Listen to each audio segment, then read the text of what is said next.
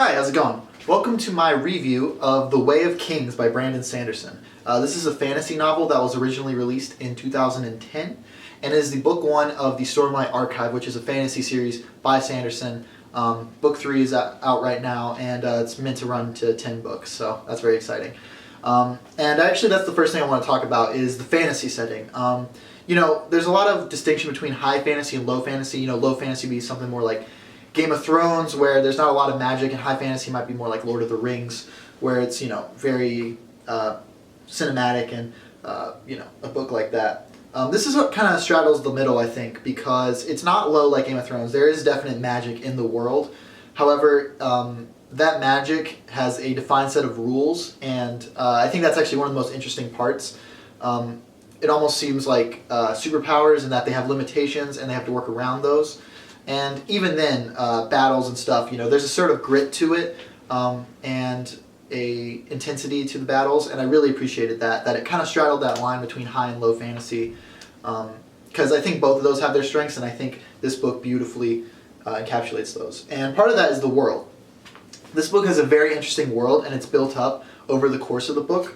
A lot of the book is set in these two kingdoms, and they have this rocky aesthetic for a lot of it. A lot of the animals kind of look like crabs and shells and rocks and all sorts of things, and it's really cool. Even the plants adapt to this. The author goes to great lengths to show how this world thrives with this sort of wildlife and fauna. And in addition, the cultures of this world are also very interesting. They're very distinct, and you get a sense for them. Hey guys, something else that I also wanted to mention before posting this was, one thing that I really liked was the races in the book. You don't have just generic elves, orcs, and stuff like that. And I love those, and those have their place, but in this book it's really refreshing because all the races are subtly different in the way that you would expect, while also being unique to the genre. So that's another plus for this book, in my opinion. This book is split up into 5 books, if you will, and in between there are interludes, and a lot of these interludes jump around to different locations across Roshar, which is the main continent or planet that the series is set on, and you get to see different cultures and how they interact, how they survive, what their ideals are, and it's very interesting. I actually really like that. I hope we see more of that in the future.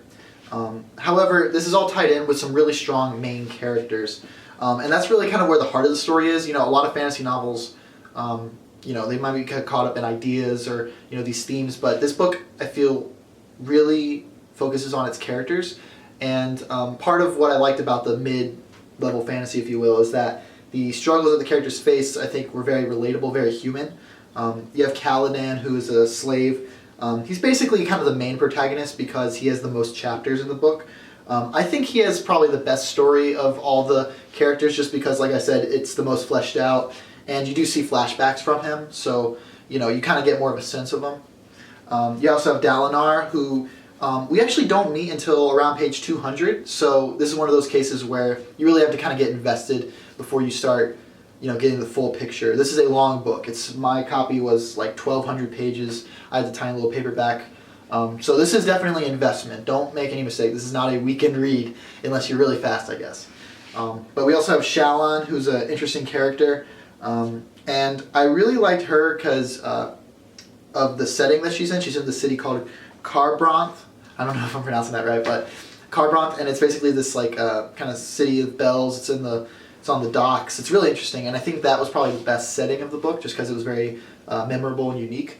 And her storyline also has the best twist of the novels, which I'm obviously not going to spoil here, but that was one of those moments where my jaw was like, so very exciting. There's also Adolin, who is Dalinar's son. He's kind of more of a secondary protagonist because his chapters and Dalinar's are combined. So, I wish we got more of him in the books, but I feel like we will get enough, or we will get more in the future. He has great potential, I think, as a character.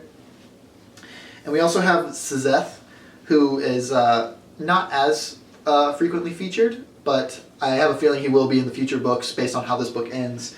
And I think he probably has the coolest use of magic in the book. I'm not going to get too in-depth on it, but there's a lot of possibilities, and later in the book, you really get to see kind of how this magic works and how its applications can be used for some really cool tricks and really exciting action scenes coming up, I think, in the future, and in this book too, even though unfortunately, like Adeline, he's not really featured that much. He has barely any chapters. But the ones that he are in are very good. So I hope he expand upon more in the future. And then you have Navani, who you only really get more perspective at the end. She doesn't really show up till halfway through the book. She's interesting, but like the others, she doesn't really have as much screen time. So, there's only really so much you can take. But I will say she was very complex, which I appreciate. Now, I mentioned before the magic, and I want to go a little bit more in depth. There's kind of three-ish types of magic in this book. There's the soul casting, the lashings, and also Stormlight, and the shards. The soul casting is kind of more like, wizardry spells, all about transforming substances into other substances. Kind of got some Full Metal Alchemist vibes for any anime fans out there. The lashings and the Stormlight, those are kind of, it's hard to really describe succinctly, but it's well done in the book. It's very well described. They're basically kind of gravity powers, if you will, for the lashings. And that's the power that Sazeth uses. So there's really cool stuff that they do. Like, for example, if he does like half a lashing on himself, he can make himself go to the ceiling, but since it's only half a lashing, it makes him weightless. Stuff like that. And it kind of flows very naturally, and I'm very excited to see what this system can do in the future. Then there's also the shards, which is shard blades and shard plate.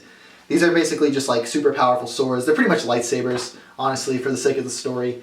And what I really like about them is they really build up the reverence for these objects, how powerful they are. They describe it as like a one-man army, is the shard bearer.